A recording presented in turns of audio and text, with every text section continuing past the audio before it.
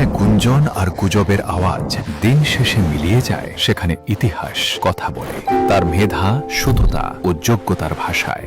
রিয়ার admiral Khandakar Misbah উল আজিম 4 দশকের কর্মজীবন, মেধা, সততা ও পেশাদারিত্বের এক উজ্জ্বল দৃষ্টান্ত। 1984 সালে এসএসসি ও 1986 সালে এইচএসসি পরীক্ষায় সম্মিলিত মেধা তালিকায় স্থান পেয়ে মহামান্য রাষ্ট্রপতির কাছ থেকে চ্যান্সেলর অ্যাওয়ার্ড অর্জনের মাধ্যমে যে মেধার যাত্রা শুরু হয়েছিল, তা আজ প্রায় 4 দশক ধরে বাংলাদেশ ও দেশের সার্বভৌমত্বের বিশ্বস্ত প্রহরী।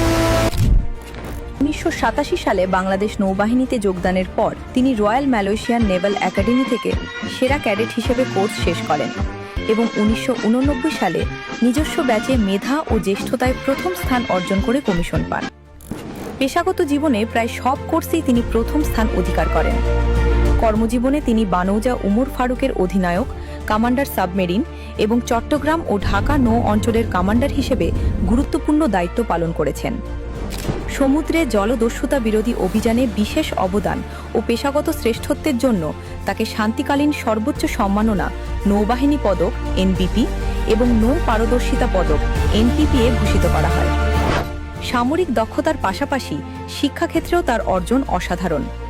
তিনি বিইউপি থেকে মেরিটাইম গভর্নেন্সে পিএইচডি ও এমফিল উভয় পরীক্ষায় জিপিএ 4.00-এর মধ্যে 4.00 অর্জন করেন।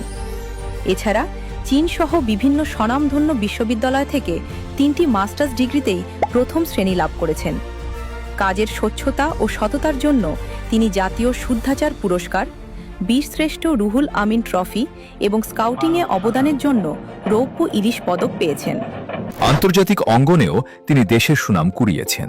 লেবানন ও কঙ্গোতে জাতিসংঘের শান্তিরক্ষা মিশনের দায়িত্ব পালনের পাশাপাশি তিনি ওমানে বাংলাদেশের রাষ্ট্রদূত হিসেবে প্রবাসী কল্যাণ ও কূটনৈতিক সম্পর্ক উন্নয়নে গুরুত্বপূর্ণ ভূমিকা রাখেন। অপপ্রচার বা অহেতুক সমালোচনা কখনো সত্যকে আড়াল করতে পারে না। জীবনের প্রতিটি ধাপে মেধা, সততা, নৈতিকতা ও অনন্য পেশাদারিত্বের প্রমাণ দিয়ে যিনি আজ এই উচ্চতায়, তিনি রিয়ার এডমিরাল খন্দকার মিসবাহ উল আজিম।